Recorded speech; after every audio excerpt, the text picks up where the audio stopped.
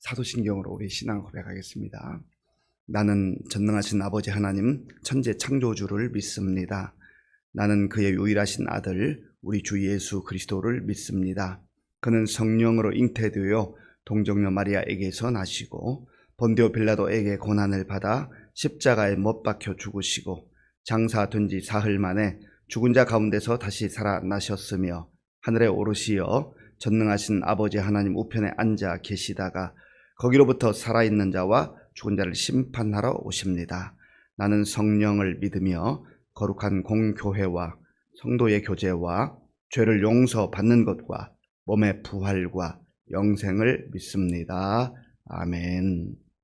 하나님께서 오늘 우리에게 주신 말씀 민수기 25장입니다. 이스라엘이 시딤에 머물러 있더니 그 백성이 모압 여자들과 음행하기를 시작하니라. 그 여자들이 자기 신들에게 제사할 때에 이스라엘 백성을 청하매 백성이 먹고 그들의 신들에게 절하므로 이스라엘이 바알보올에게 가담한지라 여호와께서 이스라엘에게 진노하시니라. 여호와께서 모세에게 이르시되 백성의 수령들을 잡아 태양을 향하여 여호와 앞에 목매어 달라.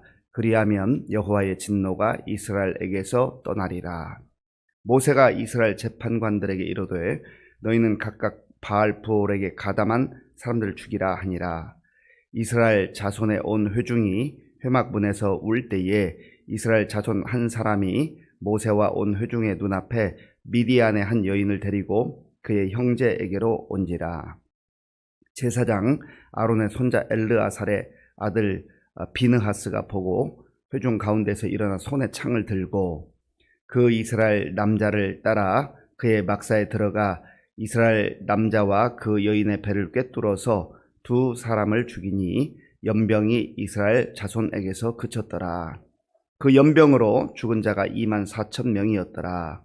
여호와께서 모세에게 말씀하여 이르시되 제사장 아론의 손자 엘르아살의 아들 비느하스가 내 질투심으로 질투하여 이스라엘 자손 중에서 내 도를 돌이켜서 내 질투심으로 그들을 소멸하지 않게 하였도다. 그러므로 말하라. 내가 그에게 내 평화의 언약을 주리니 그와 그의 후손에게 영원한 제사장 직분의 언약이라. 그가 그의 하나님을 위하여 질투하여 이스라엘 자손을 속죄하였음이니라. 죽임을 당한 이스라엘 남자 곧 미디안 여인과 함께 죽임을 당한 자의 이름은 시므리니 살루의 아들이요 시몬인의 조상의 가문 중 한 지도자이며 죽임을 당한 미디안 여인의 이름은 고스비니 수르의 딸이라. 수르는 미디안 백성의 한 조상의 가문의 수령이었더라. 여호와께서 모세에게 말씀하여 이르시되 미디안인들을 대적하여 그들을 치라.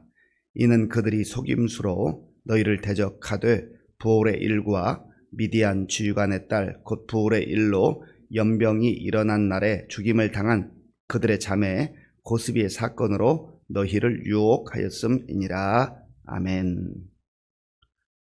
이스라엘 백성들이 이제 모세의 인도를 따라서 약속의 땅 가나안 땅에 들어가기 얼마 전 일입니다. 이제 거의 약속의 땅 가까이 왔습니다. 그런데 약속의 땅에 가까이 왔을 때에 우리는 여러 시련을 겪고 있는 이스라엘 백성들의 그 여정을 살펴보았습니다. 민수기 22장부터 24장까지에 걸쳐서는 이제 모압의 왕 발락이 술사인 발람을 동원해서 어떻게 해서든지 이스라엘을 저주하려고 그렇게 했었지만, 그러나 하나님의 그 역사, 하나님의 능력으로 그 유혹을 물리치게 하시고 또 오히려 저주를 축복으로 그렇게 바꾸어 주셨습니다. 하나님의 자녀들, 하나님의 백성들이 이 땅을 살아가는 동안 많은 시련과 역경이 있다는 것을 우리가 꼭 기억을 해야 합니다. 우리의 궁극적 약속의 땅은 하나님의 나라예요.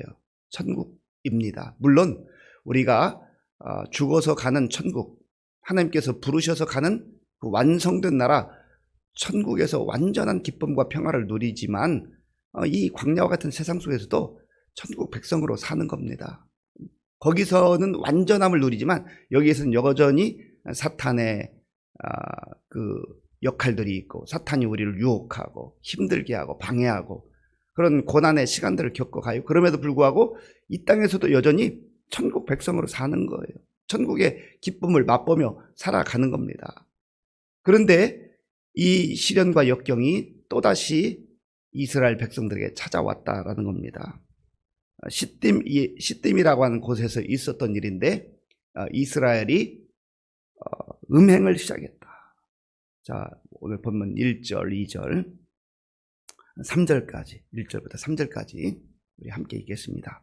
이스라엘이 시딤에 머물러 있더니 그 백성이 모압 여자들과 음행하기를 시작하니라. 그 여자들이 자기 신들에게 제사할 때에 이스라엘 백성을 청함에 백성이 먹고 그들의 신들에게 절함으로 이스라엘이 바알보올에게 가담한지라. 여호와께서 이스라엘에게 진노하시니라. 아멘. 시딤이라는 곳에서 이스라엘 백성들이 모압 여자들과 음행을 하기 시작했다는 겁니다. 이것은 두 가지 의미에서 하나님 앞에 범죄하는 것인데, 하나는 먼저는 우상 앞에 절하는 거예요. 그냥 단순히 음행만이 아닙니다. 도덕적 타락만이 아니라 영적으로 이들이 하나님을 떠나서 우상 앞에 절하는 거예요. 이 당시에 우상 앞에 절하고 거기 우상 앞에 절하는 그 신전에서 여자 사제들이 있었어요. 일하는 여성들이 있었는데 특별히 바알을 섬겼던 이 여자 사제들은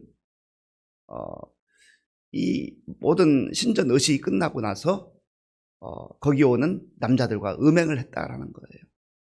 왜냐하면 이 바알이 다산과 풍요를 가져다 준다. 많은 생명을 얻게 하고 자녀들을 얻게 하고 또 풍년을 준다. 이런 믿음이 이 이방 사람들에게 있었던 것입니다. 그래서 하나님께서 생명의 주관자가 되시고 하나님께서 복의 근원이 된다고 하는 것을 믿지 못하고 복받기를 원하는데 잘못된 방식으로, 하나님이 금하는 방식으로 그들이 그렇게 취했다는 것이죠. 그러니까 이들이 모압 여자들과 음행을 하게 됐다는, 이것은 결국은 1차적으로는 도덕적 타락을 말하기에 앞서서 영적 타락이라는 겁니다. 영적으로 하나님을 떠나는 거예요. 하나님을 거부하는 겁니다. 하나님 두려워하지 않는 거죠. 하나님 없이 사는 것을 말하는 것입니다. 이게 1차적인 음행의 문제고, 두 번째는 역시 도덕적 타락이 되겠죠. 하나님께서 우리에게 주신 성이라고 하는 것은 아름답고 귀한 것이지만 이것은 부부간에 있어서 아름답고 귀한 것이지 그 이외에는 하나님이 금하신 것을 이미 성경을 통해서 우리가 잘 알고 있습니다. 그런 면에서 이스라엘 백성들이 영적으로 타락하게 되었고 도덕적으로도 타락하게 됐다 하는 것입니다. 하나님은 이거에 대해서 분명하게 진노하시고 심판하신다 하는 것을 성경을 통해서 보여주십니다. 2절 끝부분에 보면 백성이 먹고 그들의 신들에게 절함으로 나오잖아요. 그러니까 음행만의 문제가 아니라 그들의 신들에게 절했다, 우상 앞에 절했다 하는 영적 타락, 그리고 음행은 그 이후에 나타난 도덕적 타락으로 이어지게 됐다 하는 것이죠. 그리고 하나님의 진노와 심판이 임하게 됐다라고 하는 겁니다. 그래서 하나님께서 모세에게 말씀하셨어요. 거기에 가담한 자들을 다 죽이라 말씀하셨어요. 자, 4절 5절을 제가 읽겠습니다. 여호와께서 모세에게 이르시되 백성의 수령들을 잡아 태양을 향하여 여호와 앞에 목매어 달라. 그리하면 여호와의 진노가 이스라엘에게서 떠나리라. 모세가 이스라엘 재판관들에게 이르되 너희는 각각 바알보올에게 가담한 사람들을 죽이라 하니라. 아멘. 그래서 이러한 하나님의 진노와 심판이 임하는데 그 이후에 보면 연병이 찾아왔다 했어요. 연병이라는 이 단어의 뜻은요, 원래 원어에 의하면 죽는다 그런 뜻이에요. 죽는다. 그러니까 죄의 삭슨 사망이에요. 죄 짓고 행복하게 살 수 있는 사람이 없습니다. 죄라고 하는 것은 그 영혼을 파괴하고 그 몸을 망가뜨리고, 그래서 결국은 하나님께서 우리에게 주시고자 하는 복을 스스로 걷어차는 거지요. 우상을 섬긴다, 하나님을 떠난다, 다른 신들에게 절한다. 이 영적 타락은 결국은 고통의 그 지름길이요, 또 망하는 지름길이라 하는 거예요. 우리가 하나님만 섬겨야 될 이유가 여기에 있는 것이죠. 하나님께서 왜 하나님만 섬기라, 여호와만 섬기라 말씀하셨겠습니까? 우리에게 복 주시기 위해서. 이 세상을 창조하시고 사람을 창조하신 하나님께서 여호와만 섬기라고 하는 이유는 그게 가장 복된 길이고 영광의 길이기 때문에 여호와 하나님만 섬기라 말씀하는 것 아니겠습니까?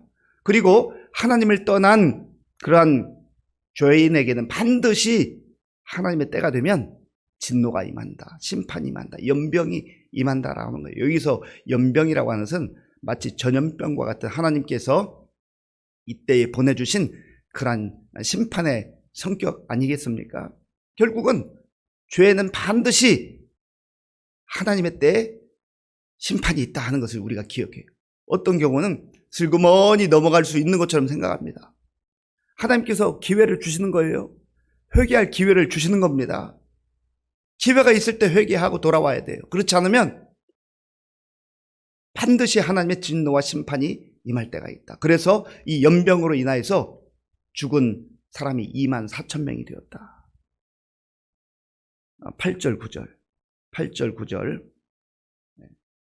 제가 읽겠습니다. 그 이스라엘 남자를 따라 그의 막사에 들어가 이스라엘 남자와 그 여인의 배를 꿰뚫어서 두 사람을 죽인 연병이 이스라엘 자손에게 그쳤더라. 그 연병으로 죽은 자가 24,000명이었더라. 그런데 이 24,000명이 죽는 이 엄청난 일에 또 한 구체적 사례를 말씀하셔요. 한 남자와 여자가 음행하는 이 일들이 발견된 거예요. 그래서 아론의 이제 그 손자 엘르아살의 아들인 비느하스가 창을 가지고 그들을 죽이게 되죠.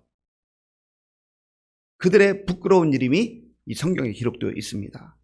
자, 본문 14절 15절에 보면 그 이름들이 나오는데 제가 읽겠습니다. 죽임을 당한 이스라엘 남자 곧 미디안 여인과 함께 죽임을 당한 자의 이름은 시므리니 살루의 아들이요 시므온인의 조상의 가문 중 한 지도자이며 이걸 주목해야 되고요. 15절에 죽임을 당한 이 미디안 여인의 이름은 고스비니 수르의 딸이라. 수르는 미디안 백성의 한 조상의 가문의 수령이었더라. 아멘. 여기 수령 그리고 지도자, 이것은 수령도 역시 지도자입니다. 그러니까 지도자, 중간 지도자였던 이 시므리가 음행에 빠졌다. 부끄러운 이름으로 남아있는 거죠. 그리고 고스비라고 하는 미디안 여인, 이 여인 역시 그 지도자 가문에 속한 여인이었는데 그 장막에서 음행하다가 결국은 엘르아살에 던진 창에 맞아서 죽게 된 것이죠. 하나님께서 이 엘르아살을 이제 그 죄의 뿌리를 다 끊어냈다 해서 내가 너에게 평화의 언약을 주는. 사실 제사장이 살인을 한다는 것은 이거는 심각한 범죄에 해당하잖아요. 그러나 하나님께서 여기서 그에게 평화의 언약을 주시는 이유가 무엇입니까? 그 이유는 죄를 끊어냈기 때문에 하나님께서 지금 연병을 보내셔서 이들을 심판하실 때 이스라엘 전체 백성을 살리기 위해서 이 두 사람을 죽이게 된 거예요. 그래서 12절에 보면 하나님이 내가 그에게 평화의 언약을 주겠다. 12절 우리 함께 읽겠습니다. 그러므로 말하라 내가 그에게 내 평화의 언약을 주리니. 13절까지 그와 그의 후손에게 영원한 재산 직분의 언약이라. 그가 그의 하나님을 위하여 질투하여 이스라엘 자손을 속죄하였음이니라. 아멘. 죄의 근원을 잘라내야 이스라엘 백성 공동체가 살 수 있기 때문에 엘르아살이 의분으로, 이것은 단순한 감정이 아니에요. 여기 질투라고 하는 것은 그저 감정 차원에서의 질투가 아니라 죄를 미워하고 죄를 끊어내기 위한 그런 하나님의 뜻을 받들어서 이 두 사람을 죽임으로 하나님의 심판이 이제 종료되는, 이스라엘 다른 공동체 전체 백성들을 살리는 그러한 결과를 가져오게 되었기 때문에 평화의 언약을 줬다 말씀합니다. 그런데 이러한 일들이 왜 일어나게 됐는가? 우리가 민수기 22장부터 24장까지의 말씀을 볼 때 발람이 마치 그 하나님의 뜻에 따라서 자기가 말하는 것처럼 그렇게 그 전체 내용을 보면 그런 내용이 좀 일부 나오잖아요. 내가 은급을 원하는 게 아니라 하나님이 말씀하신 그대로 하겠다. 마치 하나님의 선지자인 것처럼 하나님의 사람인 것처럼 말했지만 그러나 발람의 그 탐욕에 사로잡힌 그러한 것들이 지대한 영향을 끼친 것을 우리가 알 수 있어요. 자, 민수기 31장 한번 찾아보겠습니다. 민수기 31장 16절. 민수기 31장 16절에 보면 왜 오늘 이러한 결과가 이스라엘 백성 공동체 가운데 들어왔는가 하는 것을 구체적으로 설명하고 있습니다. 민수기 31장 16절 함께 읽겠습니다. 보라, 이들이 발람의 꾀를 따라 이스라엘 자손을 부올의 사건에서 여호와 앞에 범죄하게 하여 여호와의 회중 가운데 연병이 일어나게 하였느니라. 아멘. 여기 나오잖아요. 발람의 꾀. 발람이 겉으로는 포장하고 마치 하나님 말씀 들으면 그대로 하는 것처럼 속였지만 결국 그의 마음속에는 탐심으로 가득했고 이 탐심이 결국은 우상 앞에 가서 절하게 하는 그런 영향을 미치게 된 것이고 결국은 음행의 사건으로 이 시딤에서 연병으로 수많은 사람들이 죽임을 당하는 끔찍한 일이 벌어졌다라고 하는 거예요. 사랑하는 성도 여러분, 오늘 우리가 이 말씀을 통해서 다시 한번 생각해 볼 내용이 무엇입니까? 하나님은 우리가 복받기를 원하시고 이 광야와 같은 세상 속에서도 거룩한 하나님의 사람들로 살기를 원하세요. 그래서 하나님만 섬기고 하나님만 의지하고 말씀에 순종할 때 우리가 죄와 짝하지 아니하고 죄를 끊어내고 하나님이 기뻐하는 거룩한 백성으로서의 삶을 살아가게 된다라고 하는 것입니다. 그리고 이 땅에 수많은 죄악들이 일어나는데 뭐 죄를 지어도 무슨 일이 있겠어? 라고 사람들이 착각하는데 하나님의 때가 되면 반드시 하나님의 진노와 심판이 임한다 하는 것도 우리가 같이 알아야 되는 것입니다. 이 말씀을 마음에 깊이 새기시고 우리가 부끄러운 이름으로 남지 아니하고 하나님이 기뻐하는 자랑스러운 이름, 영광스러운 이름으로 하나님을 온전히 섬기는 그러한 주의 백성의 이름으로 남기를 또 기도하며 그런 거룩한 삶을 살아갈 수 있는 저와 여러분들이 될 수 있기를 바랍니다. 아버지 하나님 감사합니다. 하나님께서 오늘 우리에게 주신 말씀을 마음에 깊이 새기게 하시고 이 험한 세상을 살아가면서도 하나님의 존귀한 백성답게 거룩한 삶을 살아갈 수 있도록 인도하여 주시옵소서. 오늘도 정성으로 믿음으로 드리는 예물을 기쁘게 받아 주옵소서. 예수님의 이름으로 기도하옵나이다. 아멘. 주기도문으로 예배를 마치겠습니다.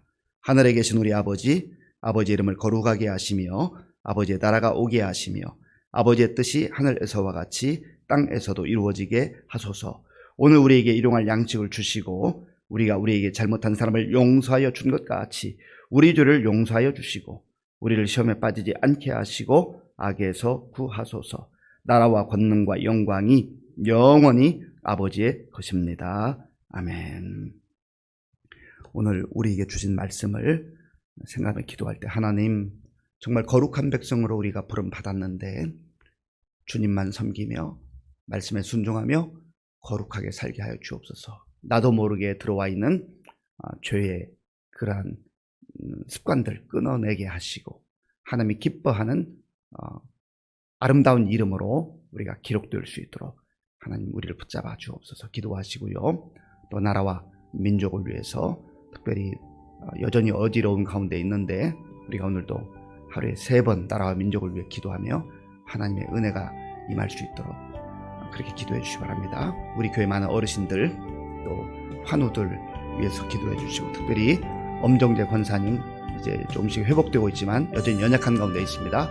계속 기도해 주시고 우리 다음 세대를 위해서 그리고 군 복무 중인 우리 청년들 선교사님들을 위해서 기도해 주시고 또 연시를 맞이하면서 우리 모두 차분하게 하나님의 은혜를 생각하고 또 내년 새롭게 설계할 수 있도록 기도하겠습니다.